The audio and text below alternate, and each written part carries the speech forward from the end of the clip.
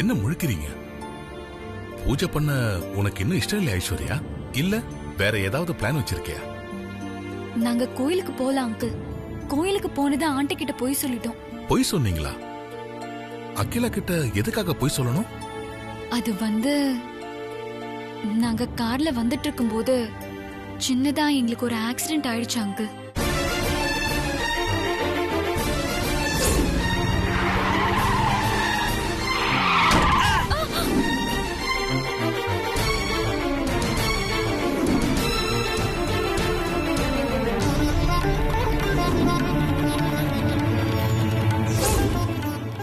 அகிலா பயந்த மாதிரி தான் நடந்திருக்கு.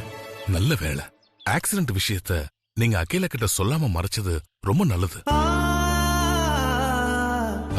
அகிலா மறுபடியும் கால் பண்றதுக்கு முன்னாடி பூஜையை ஆரம்பிச்சிருவோம். இல்லனா கிளம்பி வந்தாலும் வந்துருவா. வாங்க ஐயரை பார்த்து பூஜையை ஆரம்பிச்சிடலாம். சரிப்பா பாய்.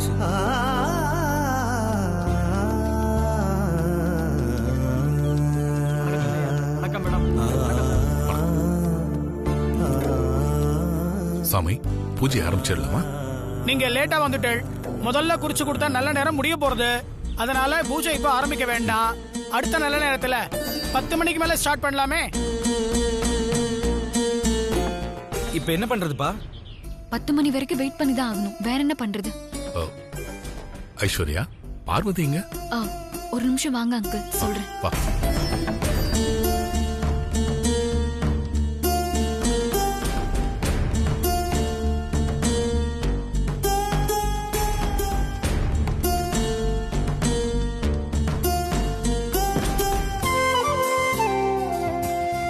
மாமா, பார்வதி எப்படி இருக்கீங்க? நல்லா இருக்கீங்களா? நான் நல்லா இருக்கேன் பார்வதி. நீ நல்லா இருக்கியா? நான் நல்லா இருக்கேன். கடவுள் உன்னை எப்படி இங்க கொண்டு வந்து சேர்த்திருக்கான் பாத்தியா? நீ இங்க வந்திருக்கிறது ரொம்ப சந்தோஷமா இருக்கு பார்வதி. ஆமா, பூஜையை ஆரம்பிக்கலையா ஐஸ்வர்யம்மா? இல்ல பார்வதி, முதல்ல குறிச்சு கொடுத்த நல்ல நேரம் முடிய போதான். அதனால இப்ப பூஜை ஆரம்பிக்க வேண்டாம். அடுத்த நல்ல நேரமா 10 மணிக்கு ஆரம்பிக்கலான்னு ஐயர் சொல்லிட்டாரு. ஓஹோ. என்ன பார்வதி யோசிக்கிற? ஐஸ்வர்யம்மா ஏற்கனவே நடந்த எல்லா விஷயத்தையும் சொல்லிட்டாங்க மாமா. குருஜி சொன்ன மாதிரி இந்த பூஜையை பண்ணாததால பூஜையை ஆரம்பிக்கிறதுக்கே எவ்வளவு தடங்கள் ஏற்பட்டு இருக்கு. எனக்கும் அதை நினைச்சா பயமா தான் இருக்கு. ஆனா ஆண்டி பிடிவாதமா இருக்காங்களே, என்ன பண்றது? பூஜையை ஆரம்பிக்கிறதுக்கு முன்னாடியே நீங்க வந்த கார் ஆக்சிடென்ட் ஆயிடுச்சு. சின்னையாவுக்கும் அடிபட்டுடுச்சு. பூஜை நடந்தா குருஜி சொன்ன மாதிரி குடும்பத்துக்கு கெட்டது நடந்துருச்சுன்னா? அகிலாவை தவிர எங்க எல்லாருக்கும் அந்த பயம் மனசுல இருக்கதான் செய்யுது. ஆனா வேற என்ன பண்றது? நம்ம குடும்பத்துக்கு எந்த கெட்டதும் நடக்க விட மாட்டேன். அதனால இந்த பூஜையை நானே பண்றேன்.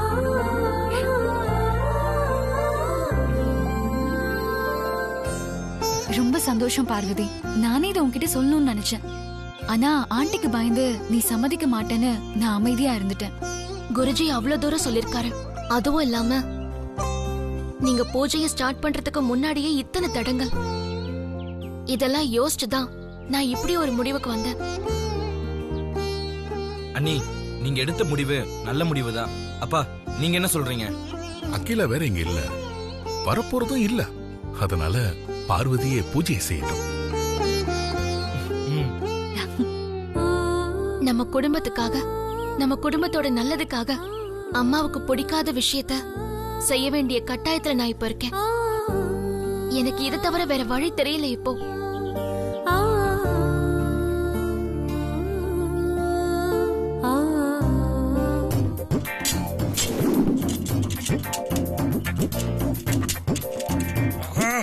ஐயோ, டைம் சீக்கிரம் பண்ணு. பண்றேன். ஐயோ, தெரியாதனமா இவகிட்ட மாட்டிக்கிட்டு. ஐ, நல்லா சுத்துது. வடிவேலு, இல்ல வனஜா, போட்டன தெரியுமா? டயர் சுத்தி விளையாடிட்டு இருக்க, அறிவு இல்ல. சீக்கிரமா பண்ணு.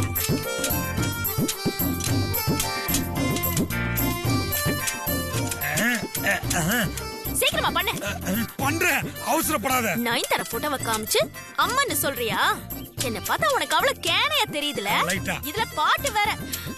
ஒண்ணு இரு, வேலையை முடிக்கட்டும். உன்ன சீக்கிரம். என்ன அங்க மோளம் தட்டிட்டு இருக்க? சீக்கிரம் ஆகட்டும். கட்ட முடியலையே. உடைச்சிடாத. அப்பா ஐயோ முடிஞ்சதா? முடிஞ்சது. மாட்டியா? அதான் மாட்டிக்கிட்டேனே. எது? மாட்டிட்டேன். பெரிய வாக்கு சொல்றாராம். வா இப்படி. உன்னெல்லாம் நம்ப முடியாது. போற வேகத்துல டயர் கழண்டு சாகத்துக்கு கூட பிளான் பண்ணிருக்க. அப்படி கூட நடக்குமா என்ன? என்ன சொன்ன? வாயிலே குத்துனா? அப்பா குத்துனா? அது திரும்பிட்டா. அப்புறமா உட்காத முடிக்கிறேன். அதுக்கு முன்னாடி நான் ஒண்ணு முடிக்கிறேன். ஜெயிலுக்கு போய் இவன் திருந்த மாட்டாளே. உனக்கு இருக்கு ஒரு நாள். இவ்வளவு பெரிய செட்டப்ப போட்டு இவ்வளவு சூப்பரா கெட்டப்ப போட்டும் இந்த யமகாதி வனஜா அசால்ட்டா கண்டுபிடிச்சாலே. இதெல்லாம் இந்த மீசையால வந்தது. உடனே ஐஸ்வர்யாக்கு போன் பண்ணுவோம்.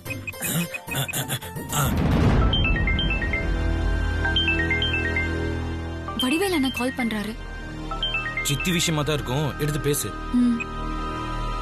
ஹலோ ஐஸ்வர்யா. ஹலோ அண்ணா. நான் எவ்வளவு ட்ரை பண்ணமா, ஆனா அந்த வனஜா அந்த ஐடியாவெல்லாம் தவிடுபடி ஆகிட்டு அங்கதான் வந்துகிட்டு இருக்கா. என்னென்ன சொல்றீங்க? வனஜா ஆண்டி காரை பஞ்சர் பண்ணீங்களா இல்லையா? ஐயோ காரெல்லாம் பஞ்சர் பண்ணிட்டமா, ஆனா அதை கண்டுபிடிச்சு என்ன பஞ்சர் போட வச்சு என் உடம்ப பஞ்சர் ஆக்கிட்டா. என்னென்ன சொல்றீங்க? ஐயோ அதை ஏமா கேக்குற? நீ சொன்ன மாதிரியே காரை பஞ்சர் பண்ணிட்டு மோடி மஸ்தான் வேஷமா இல்ல குடுகுடுப்புக்காரன் வேஷமான்னு தெரியாம ஒரு கெட்டப்ப போட்டு கும்பலெல்லாம் கூட்டிக்கிட்டு ரெடியா இருந்தமா. அப்ப வனஜா அந்த கூட்டத்துல வந்தாளா. வந்ததுக்கு அப்புறம் அகிலாக்கா வீட்டுல நீதான் நம்பர் 1 ஆக போற அப்படி இப்படின்னு சொல்லி ஒரு வழியா இடத்த விட்டு நகராம நிக்க வச்சிட்டு இருந்தமா. அந்த நேரம் பார்த்து வனஜாக்கு திடீர்னு ஒரு கால் வந்துருச்சா.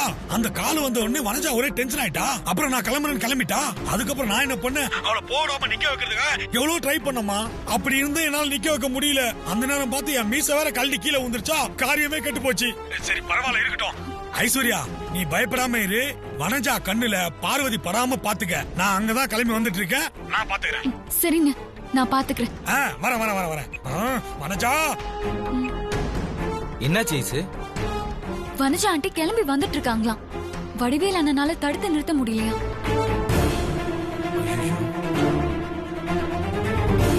சித்தி வரும்போது அண்ணி இங்க இருந்தா உடனே அம்மாக்கு போன் பண்ணி சொல்லிருவாங்களே. இப்ப என்ன பண்றது? வனஜா ஆண்டி கண்ணுல பார்வதி படவே கூடாது. அதனால பார்வதிய உடனே இங்க இருந்து அனுப்பி வச்சிடலாம். பார்வதி, வனஜா ஆண்டி இங்க வர்றதுக்குள்ள நீ கிளம்பிடு. முடியாது ஐஸ்வர்யம்மா. நான் இருந்து பூமி பூஜை பண்ணிட்டு தான் கிளம்பி போவேன். நீ பூஜை பண்றதுல எங்களுக்கும் சந்தோஷம் தான் பார்வதி. அதனாலதான் நீ வரமாட்டேன்னு சொன்னப்ப கூட நானும் அருணும் வற்புறுத்தி உன்னை கூட்டிட்டு வந்தோம். அண்ணி, அப்ப இருந்த நிலைமை வேற, இப்ப இருக்கிற நிலைமை வேற. சித்தி வந்து உங்களை பார்த்துட்டா என்ன நடக்குன்னு உங்களுக்கு நல்லாவே தெரியும். அவங்க உங்களை திட்டி அவமானப்படுத்த பார்ப்பாங்க. அதனால இங்கிருந்து உடனே புறப்படுறதா ரொம்ப நல்லது. வனஜா அம்மா என்ன திட்டுறதோ இல்ல அவமானப்படுத்துறதோ எனக்கு ஒண்ணு புதுசு இல்ல சின்னையா. நீங்க அதை நினைச்சு கவலைப்பட வேண்டாம். எந்த காரணத்து கொண்டும் நம்ம குடும்பத்துக்கு கெட்டது நடந்துடக்கூடாது. அதுக்கு நான் விடவும் மாட்டேன். நான் இருந்து பூஜை பண்றேன்.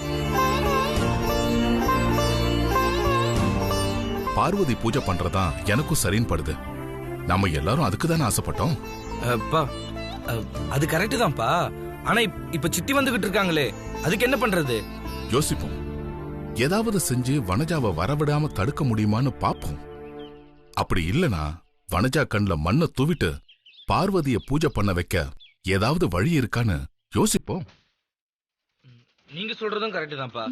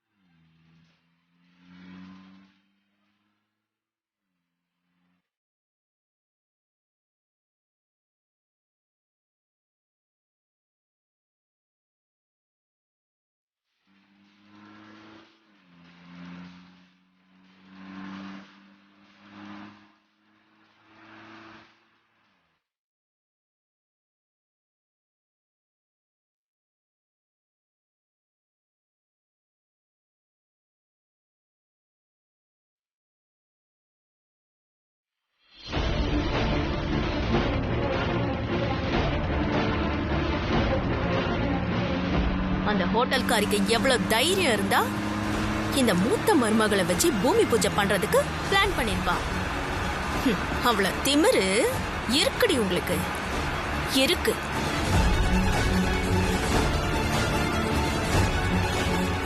கரெக்ட்.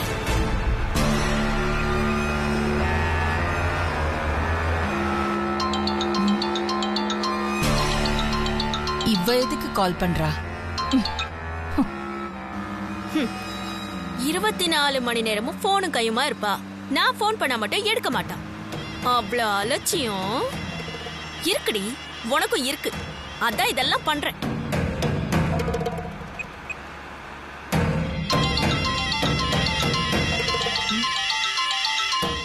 இந்த வனஜாக்கு வேற வேலையே இல்லையா?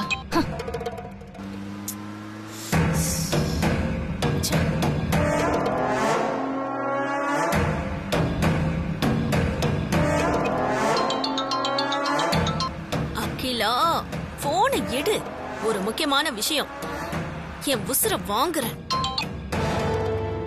அவ எடுக்க மாட்டா. அவளுக்கு நான் விட்டாதானே.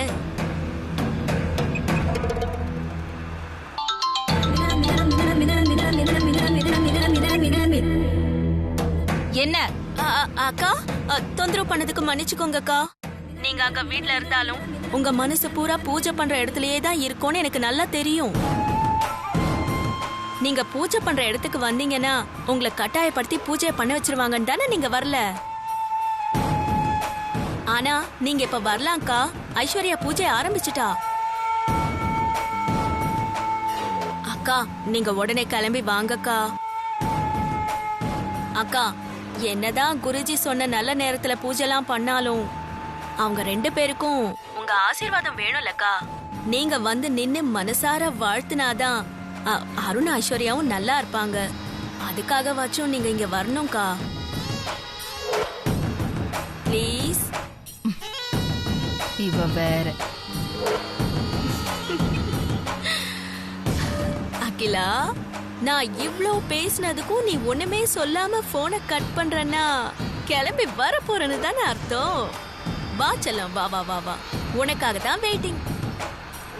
ஹோட்டலு பார்வதிய கூட்டிட்டு வந்து மறைச்சு வச்சா பூஜை பண்ண போற. இரு, வர்றா உன் மாமியாரு. கூண்டோட மாட்ட போறீங்க. அவ்வளோ சீக்கிரம் உங்க எல்லாரையும் சந்தோஷமா இருக்க விட்டுருவேனா நானு? சந்தோஷமா இருக்கணும். வனஜா மட்டும்தான் சந்தோஷமா இருக்கணும்.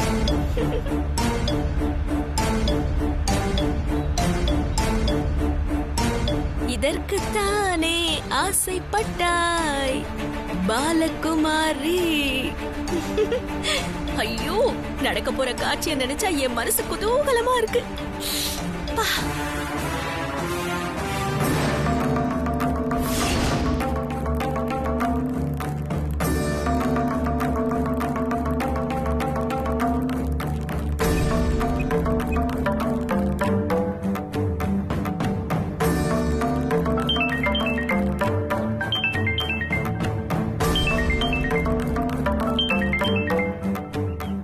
போன்ல யார் ஐசு? ஏன் டென்ஷனா இருக்க? ஆண்டி கால் பண்றாங்க.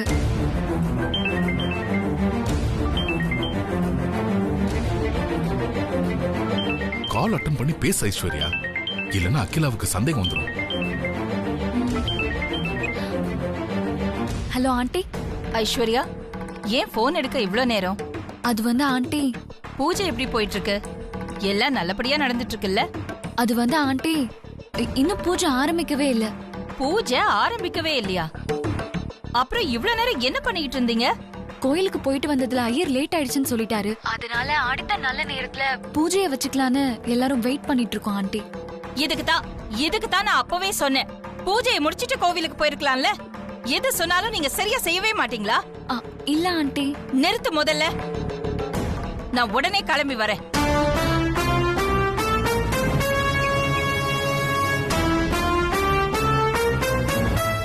என்ன ஜெய்சு? ஆண்டி உடனே கிளம்பி இங்க வராங்களாம்.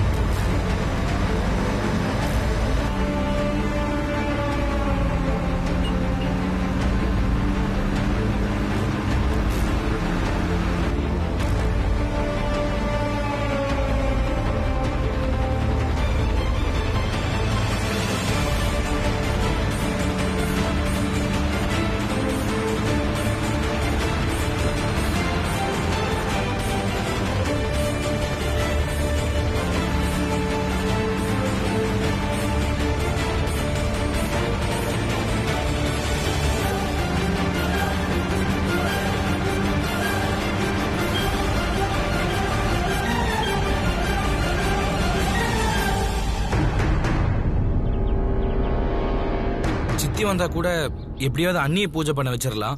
ஆனா இப்ப அம்மாவும் புறப்பட்டு வந்துட்டு இருக்காங்க. இப்ப என்ன பண்றது?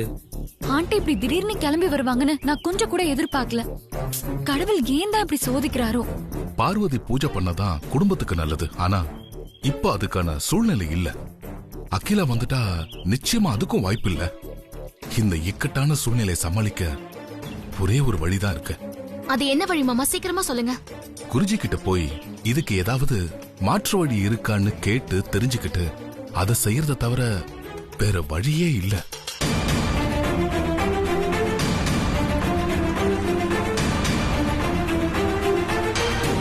நீங்க சொல்றது எனக்கு சரிதான் பாப்படுது. அண்ணி, நீங்க இப்பவே போய் குருஜியை பார்த்து இங்க இருக்கிற நிலைமையை எடுத்து சொல்லி வேற ஏதாவது மாற்று வழி இருக்கான்னு கேட்டு அதை செய்ய முடியுமான்னு பாருங்க அண்ணி. எனக்கும் அருண் சொல்றதுதான் சரின்னு தோணுது. ஆண்டி வந்துட்டா உன்னால பூஜை பண்ண முடியாது. நீ குருஜியை பார்த்து பேசுறதுதான் நல்லது. நீ உடனே புறப்படு பார்வதி.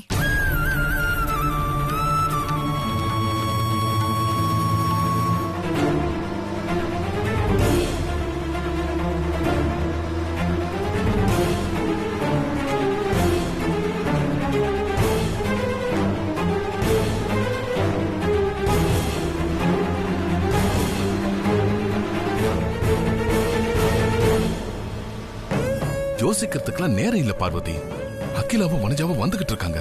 அவங்க வரத்துக்குள்ள நீ இங்க இருந்து புறப்பட்டு போய் குருஜியை பார்த்து பேசு. ஆமா அண்ணி. சரிங்க மாமா, நான் உடனே போய் குருஜியை பார்த்து பேசுறேன். முனுசாமி சார், இங்க வாங்க. அண்ணியை கோயில டிராப் பண்ணிருங்க. Okay sir. அண்ணி போயிட்டு வாங்க.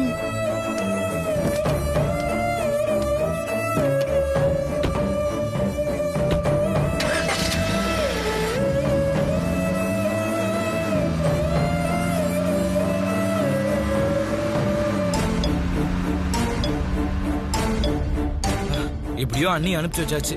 அப்பாடா.